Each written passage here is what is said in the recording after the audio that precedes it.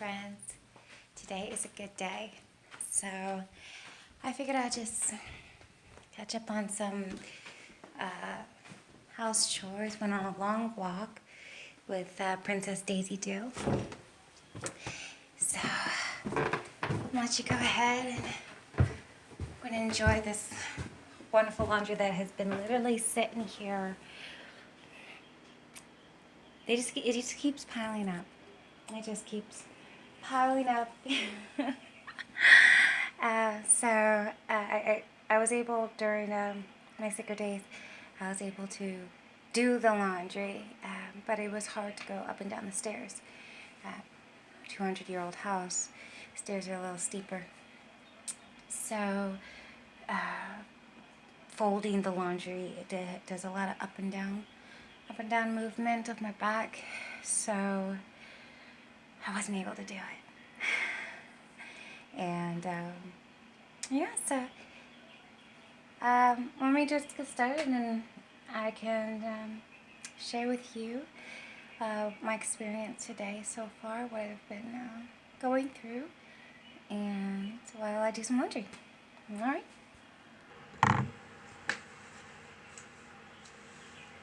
So these are pretty much my everyday chores.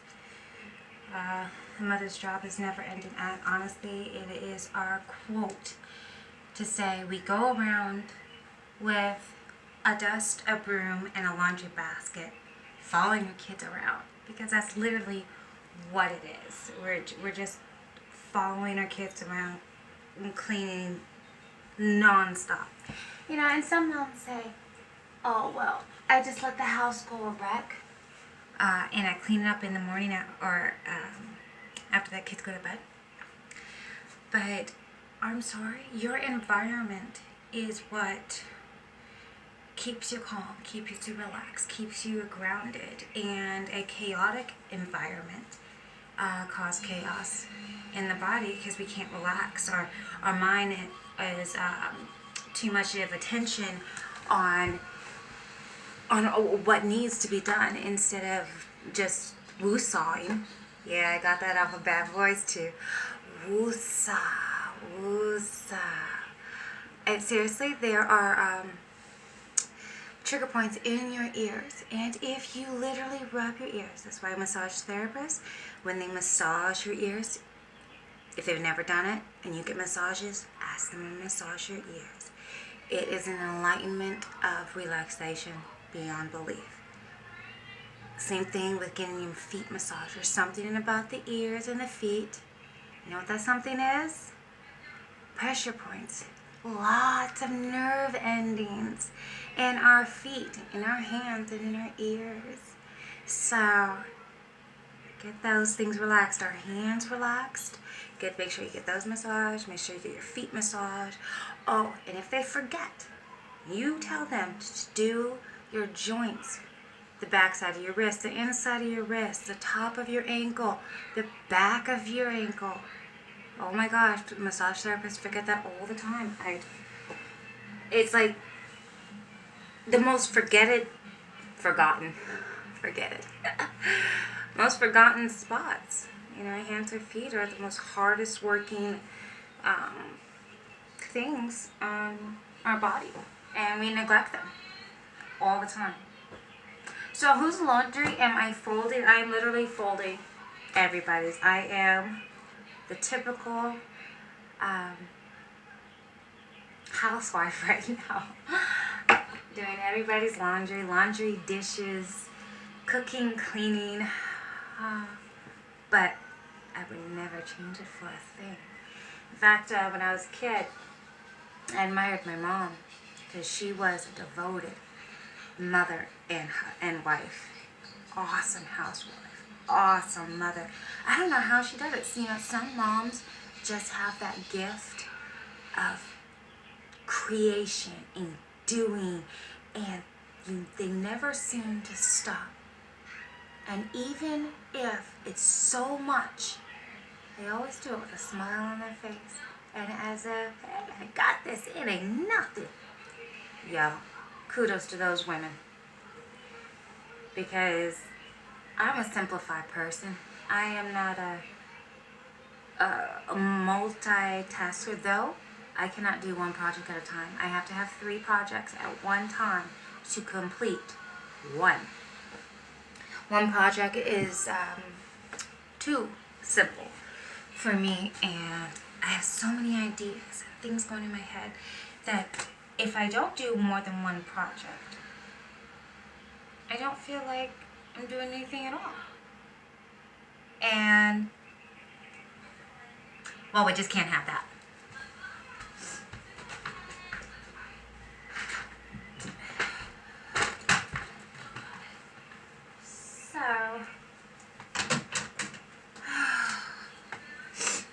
So how I've been feeling today? I woke up and today was the kids' Halloween dress up parade. And my husband said, yeah, guess what? They're having a parade at their school, 9 o'clock. So I had to jump out of bed to be there. I'm not going to sit in bed, even though as much as I would love the extra sleep. I'm not going to sit in bed and miss my kids' parade. They were adorable. Oh, my Lord. Oh, my Lanta. Okay. So when I woke up, after I had watched the kids, I felt energized. My husband went to work today, out of town. So, yeah, and so we decided to have a Princess Daisy Day. Oh, my alarm, it went off for 2 p.m. So that means I have 30 minutes before I have to pick up the little ones. Oh my goodness. And then I will have my other 2 children here. Okay, so after, so Princess Daisy Dew and I went for a walk. And we just got back. And we had a little daughter day. And we went for brunch. And which wasn't the healthiest. But I did my best. I did not do my bestest best. I strive for strength in that area. I strive for strength and discipline in that area. Because one day, and I did it, before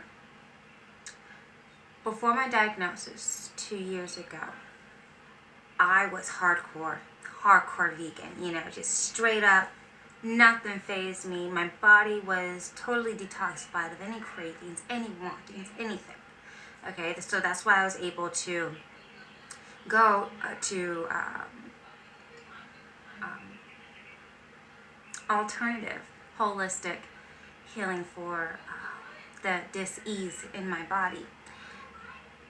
But I was still a baby. I was a vegan, but I wasn't raw. I wasn't herbalized. And when I went to the Hoxie clinic, it was all herbs. And you couldn't touch anything. I mean, this diet was so hardcore, strict. It was bonkers. And you had to start immediately. And with doing that, I detoxed so fast and so hard. It just functified my body. And it didn't work also because for it to work, you had to be straight edge, disciplined, hardcore, yes. Okay, well, from a bubbly girl who likes to just be free and dance and la la, and just be all love, and everything should be enjoyable, and I believe in gratification instant. I believe in luxury and sweet and warm and you see, but did you hear the words that I said? I believe. See, this is my old mind frame. I want to train my body to believe that what is delicious is those the strawberry patches. And you just pick it right off, or the grapevines. Oh my gosh, have you ever had a grape right off its vine? It is beyond belief. You won't be able to just stop at one. You start grabbing handfuls of it. And then the strawberries, once you pick it, you just keep picking it. And you wind up not even filling your basket because they're all going in your mouth. So I know what it's like. But these chemicals have gotten me. I need the want and the desire. I need that back. I had that, and it disappeared through a lot of depression and emotional eating. So I went through a tough period with my family, and transferring. Just a lot of chaos was going on last year, and followed into this year. So, I praise God that He's delivered us from that chaos and brought us to this beautiful house of refuge. And I believe that, this will enable us to restore what once was. And I literally, my lymph nodes were the size of peas. And I was, oh my gosh, on my home run. I'm doing my home run stretch.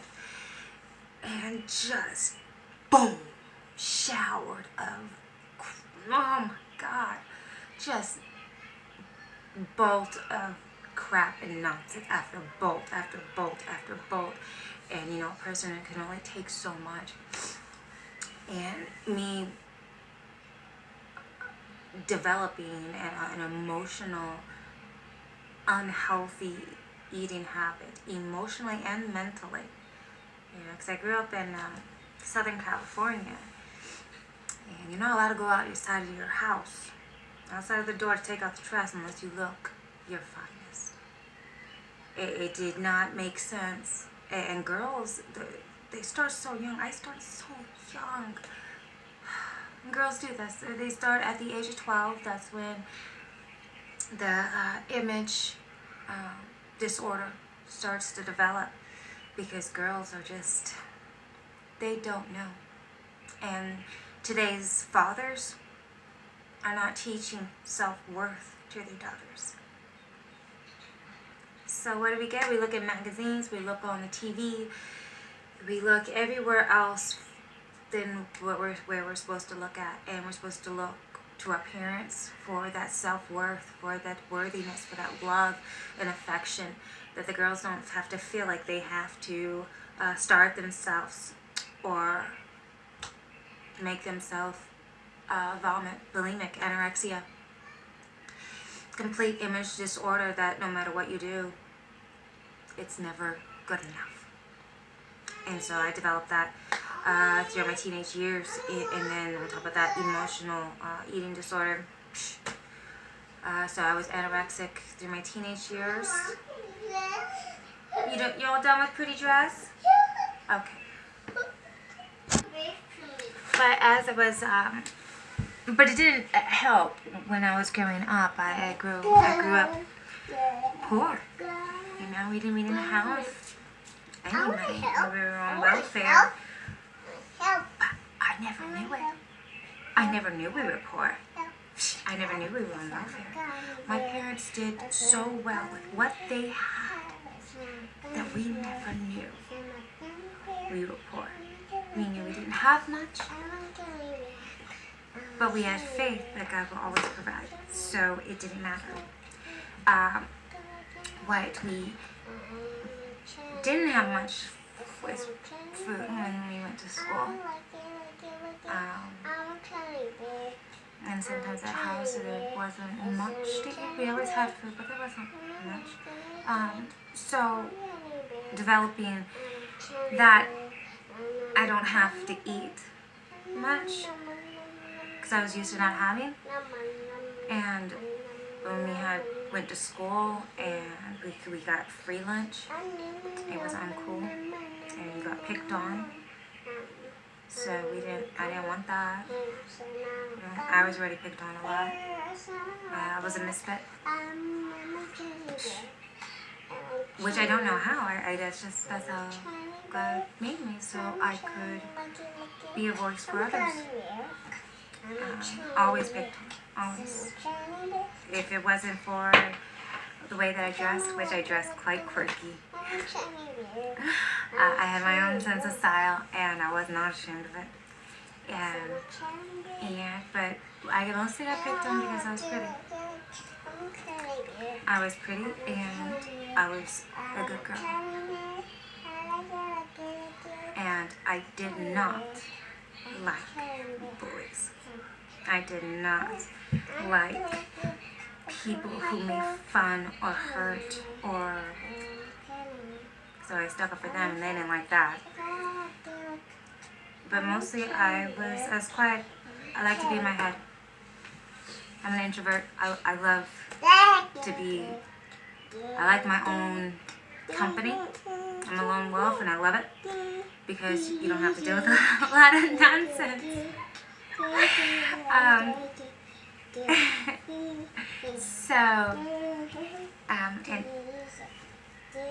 So I was raised and still teenagers, young adults, still picked on. You know how many fights I had to go through because people wanted to challenge me because they thought I was weak because I was quiet, and I didn't believe in talking back. Actions speak louder than words, and if they thought that they were good